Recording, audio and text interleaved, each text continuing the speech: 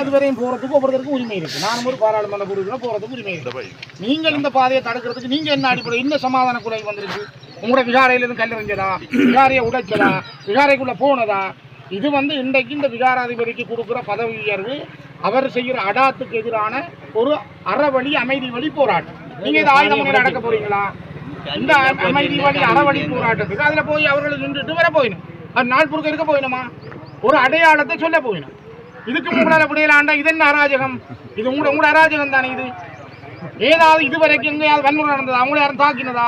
உங்களை யாரும் முடிச்சதா? அல்ல கல்லறிஞ்சதா? அல்ல ஏதாவது செய்தவையா? இன்றைக்கு இவ்வளவு மரியாதையா கௌரவமா நிக்கிறாங்க. நீங்க அதுல போய் நின்றுட்டு போறதுக்கு இந்த பாதையில விடையிலாண்டா நீங்க சட்டத்தை எப்படி கையில வச்சிருக்கீங்க? අපේ රාජකාරිය අපි ගන්න කියන්නේ. හරිද? අපිට මෙතනින් එහාට ගියොත් දැන් මෙතන කිසි ගැටලුවක් නැහැනේ. මේක උද්‍යෝෂණය කරා මෙච්චර කරා. හරිද? ඉතින් එහාට යම් සිද්ධියක් මේ පස්සේ වැටෙනවා නීතිවල රැස්වීමකට මේක හැරෙනවා කියන්නේ. හරිද? ඒක කියන්නේ පැහැදිලිව. හරි ඕගොල්ලෝ ඕන දෙයක් කියන්නේ.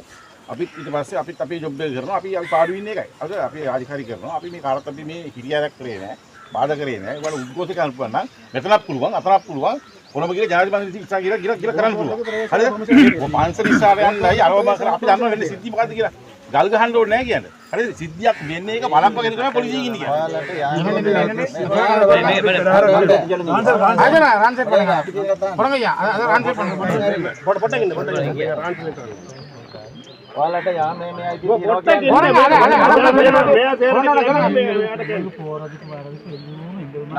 නමුත් ඒවා සීමා කරලා තියෙනවා කියන්නේ නීතියේ. සත්‍යයෙන් කීල இன்றைக்கு கொடுக்கப்பட்டிருக்கு தொடர்ச்சியான ப்ராப்ளம் வந்து கொண்டிருக்கிறதுனால இன்றைக்கு ஒன்று சேர்ந்து இந்த விகாரைக்கு முன்னுக்கு செய்யலாம்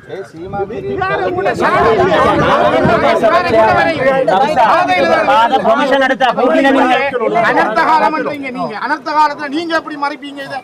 இன்னைக்கு இதுல இவ்வளவு பேரும் வந்து இந்த விகாராதிபதிக்கு கொடுக்கறதுக்கு எதிராக கதைக்கிற விஷயத்துக்கு உங்களால இப்படி ஒரு அராஜகம் செய்யலும்டா போலீஸால. நீங்க இந்த நாட்டுல என்ன சட்டம், என்ன நியாயம்?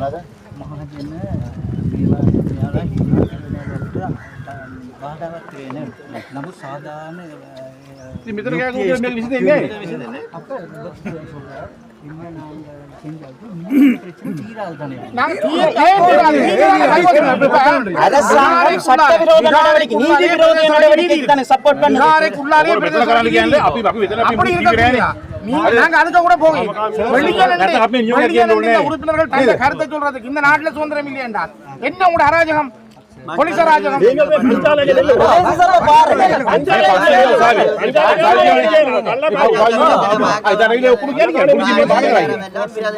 அஞ்சாம் தேதி கோட்ஸால நீங்கள்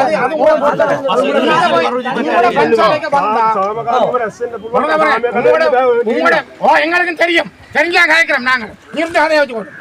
நாங்கள் உங்களோட பஞ்சாலைக்கு வந்தா மட்டும்தான் நீங்க நடவடிக்கை எடுப்போம்.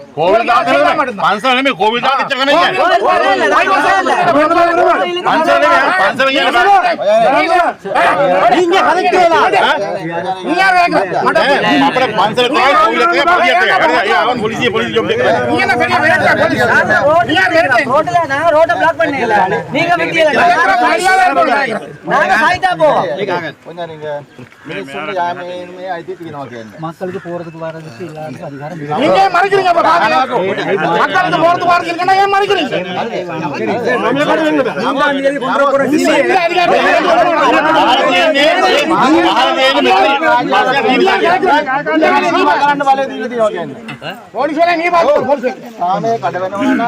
ජාතික ආරක්ෂාවට පස්සේ නම් අපරාධ අනුවසන 16 වගන්තියට ඒවා සීමා කිරීමට ලක් කරලා තියෙනවා කියන්නේ. சமாதானம் யார் செய்து வைக்கிறீங்க? முதல் சொன்னது கேளுங்க. நாங்கள் அமைதி வழியில வந்து அவங்க அறவழியில இருந்தா நீங்க தான் சமாதானம் நிர்வகிக்கிறீங்க. இப்ப நீங்க வழியில மக்களுக்கு போராட அதிகாரம் இல்லையா? பிரதேசத்துல தீர்மானது அவங்க வந்து போறாங்க. நீங்களே பண்ணுங்க. நீங்களே பிரச்சனை ஆகுறீங்க. நீங்களே இந்த பிரச்சனை ஆகுறீங்க.